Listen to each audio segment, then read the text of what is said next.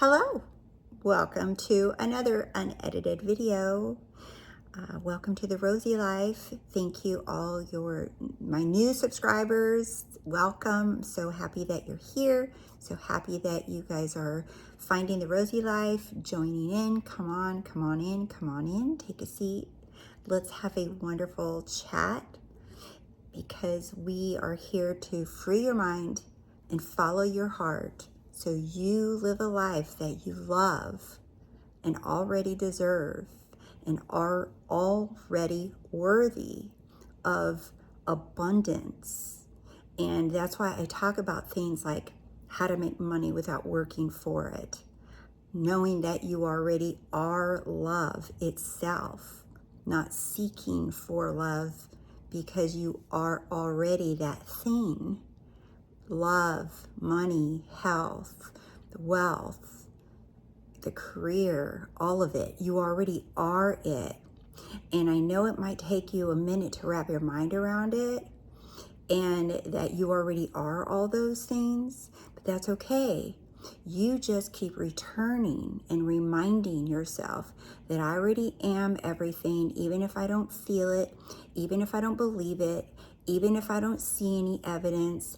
I already am it, because if I keep declaring the truth of who I am, the truth is what sets us free.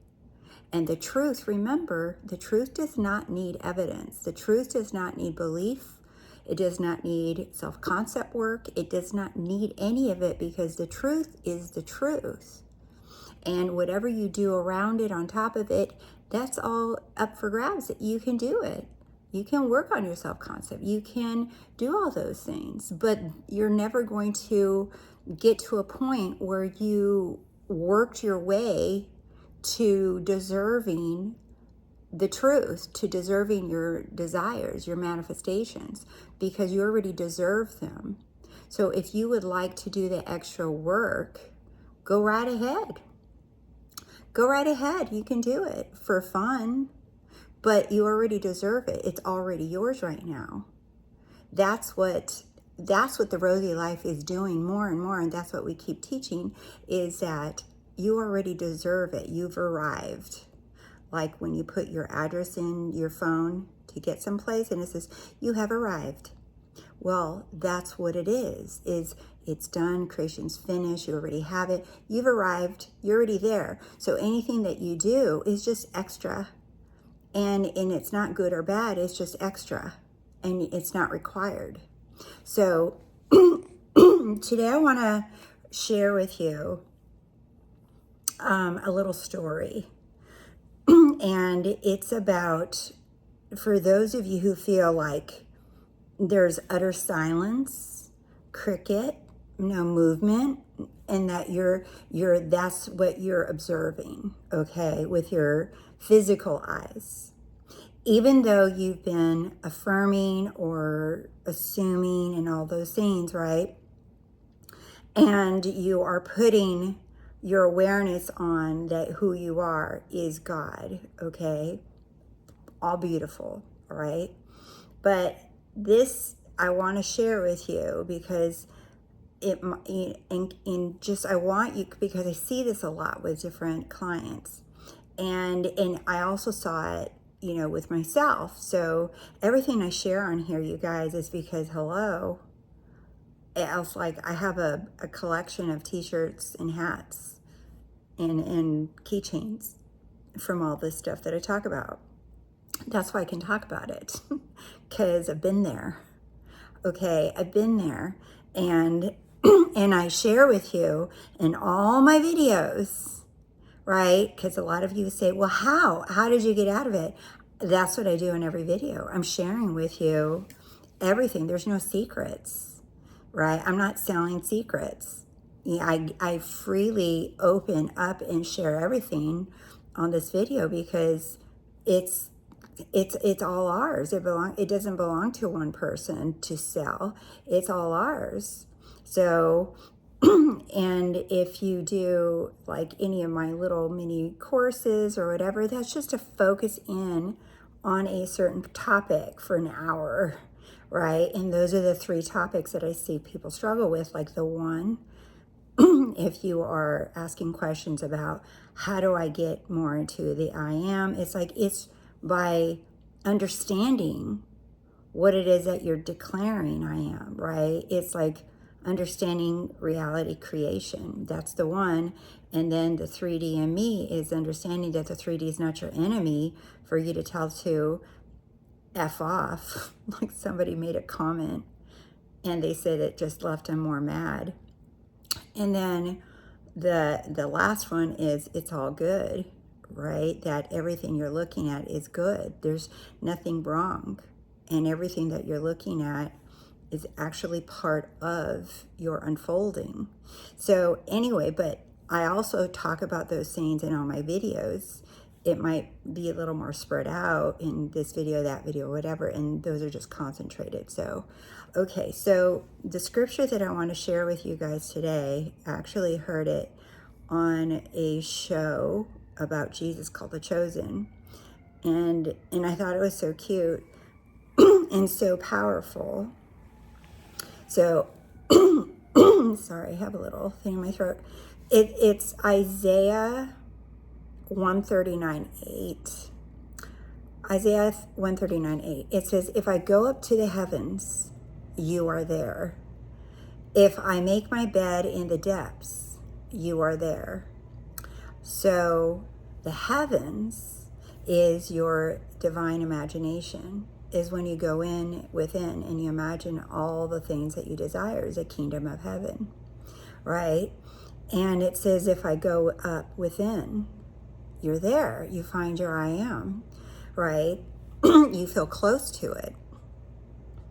If I make my bed in the depths, you are there. Now, in other translations of this scripture, depths means it's translated into different words. And the one that stood out to me is when I make my bed in hell, which was my favorite one, right? In hell, right? Hell is what? Hell is the imprisonment of your mind, of you feeling like you're limited, you feeling lack, you feeling like you can't have what you want. It's all those beliefs and thoughts that you can't have it, that you don't have it, that it's not possible, that it's impossible, that it feels so far away, that it feels like there's utter silence and crickets and nothing's going on, and no matter what you do, it doesn't work, and in these circumstances, and that the circumstances look like they got worse. And that's the depths in hell. And what it's saying here that's so beautiful, it says, if I go within, you are there. Your I am, God, source, infinite intelligence. If I make my bed in the depths, meaning if I go into my hell thoughts, if I go into those thoughts of doubt and fear and agony and crying and saying this is BS, none of this works, I'm gaslighting myself, it says, you are there. In other words, the scripture in Psalms is saying, no matter where you go, I am is there. Always, no matter where you go. When you're crying, I am is there. When you're mad, I am is there. When you're celebrating and joyful and excited, I am is there. In other words, I am never leaves you or forsakes you. Ever, never, ever. You are never left alone. I am is there. So it's only you that thinks that you're not enough of I am, that you got to be more I am, that you got to focus more on being God, that you got to do techniques and meditations and figure out how to be more aware of being I am. Do you see, all of that just pulls you away from who you really are. So you're just accepting I am. And no matter what I see, no matter what I hear, no matter what, I am. And in other words as well is no matter what you see. So going back to the seeming silence or seeming crickets or seeming no movement, it's saying I am is there. So how can you take this further? So when it looks silent, when it looks like nothing's happening, right? What are you making the silence mean? Because I've caught this with myself, right? It's like it looks like it's silent. It looks like nothing may be happening. But who said so? Who said so? If you even Google the definition of silence, it says the absence of auditory sound. Oh, so hearing, the senses? So you're saying that silence of crickets is a lack of sensory, like you're not hearing anything? So you're saying because you don't hear anything that you want to be hearing right now, or seeing what you don't want to be seeing right now, that is evidence that you don't have what you want? I hope you really hear me when I say that. You're saying that silence or crickets or no movement, you're saying, first of all, stop labeling those things, right? But secondly, even if you do, you're saying that there's no auditory, there's no vision, and so that means you don't have what you want. So then you ask the question, where is it? How come there's no movement? Do you see the cat chasing its tail? It's a little cycle that you put yourself in by doing that. So silence doesn't mean anything. Crickets doesn't mean anything. Stop using words and labels that make you feel like crap, because you're the one using those labels and then you make yourself feel like crap. Silence doesn't mean good or bad. Silence is not evidence that you have it or you don't have it. Silence is just lack of auditory. But just because there's no auditory or visual doesn't mean that you don't have what you want. And I had a moment with that too, with someone close to me, and I felt like, oh, like they don't respond to me for something or whatever, and I took the silence as something negative. And when in fact I caught myself and I said, wait, silence doesn't mean anything. Why am I assigning a story that silence, it means something bad? It doesn't mean anything. It's not a good or bad thing. It's just, it's like no auditory, no visual, no auditory. But that doesn't negate that I am fulfilled, that I have what I want. So silence or no silence, crickets or no cricket, moving or no moving, I am fulfilled. I have what I want. I am everything that I want. I have that thing that I want. And the funny thing is when I realized that very day, that very person reached out to me and said something that they've never said to me before. A beautiful thing. And I was like, yeah, and I knew immediately that was me, because I dropped the meaning of silence. So that's why I love this. If I go within, you are there. I'm fulfilled. If I go within, I am fulfilled. If I make my bed, if I go into doubt or fear or silence, I am fulfilled.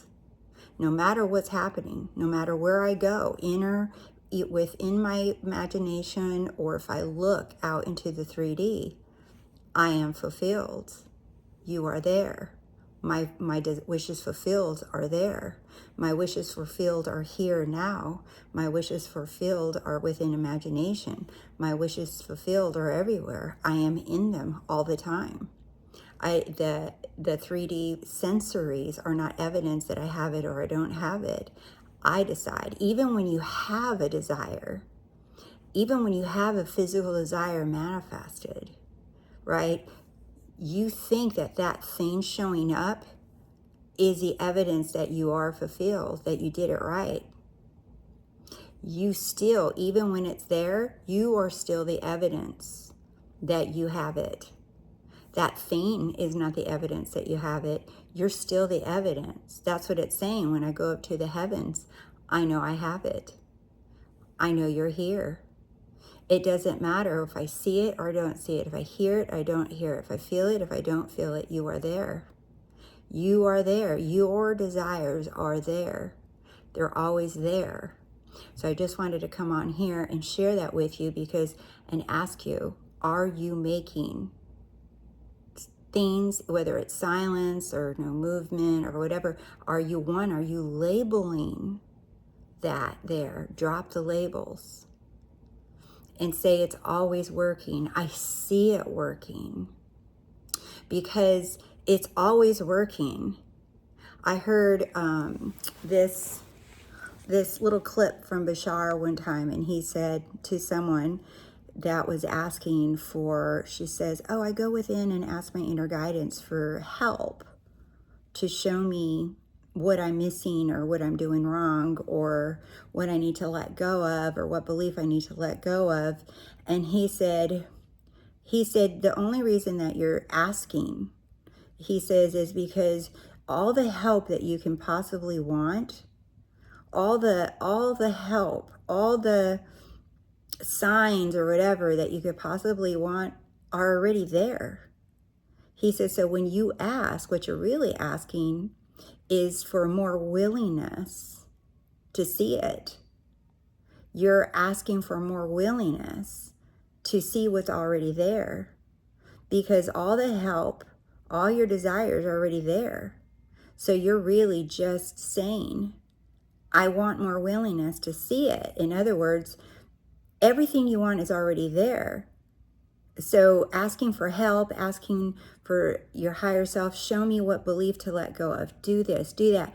It's like you cannot have more help and more fulfillment than you do in this very moment all the time. So really, you're just saying, I want to be willing to see it more, because it's only your will. It's only your excuses and your limitations that you're saying that you don't see it, because it's already there. All the help, all the desires, everything's fulfilled. So you're just saying, I choose, I am willing, I choose to be more willing or whatever. And it's not even the affirmation. I don't even want to say that, because a lot of you are going to go around like little parrots and start repeating, I am more willing, I am more willing. It's not about that word. It's not about that affirmation. It's not a magic statement that even Bashar was talking about. He was trying to make a point that it's already there, and you are shifting into understanding that it's already there. It's you're opening your eyes, open your inner eye, your awareness that you already are all things. And when you stop seeking for how and seeking for answers and seeking for validation in signs and movement and the text message or whatever it is that you're manifesting, when you stop seeking for it, you'll see it. It's right under your nose. It's right under your foot. That's what he was saying, the willingness to see it. It's already there. So it's not a technique. It's not a statement. So even if you guys ask me what the word or the statement is, I'm not going to say anything, because it's not about that. And if you're still asking about what to say and how to do it, do you see, you're still stuck in seeking. And and what I'm sharing is that you stop seeking and you'll see it.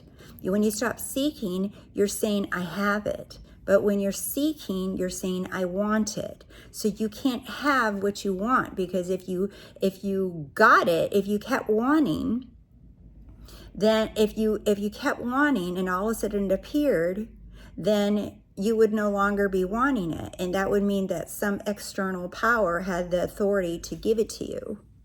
You're the only authority. Only you can go from wanting and seeking to having. And you do that by being and being aware that you already are all things, that you are source, you're the source of it all, that you are the one and only cause of everything in your reality. It's an acceptance of that. It's not a technique. It's not a special meditation. It's an acceptance of that. All right, my loves. Thank you for liking the video. Thank you for subscribing.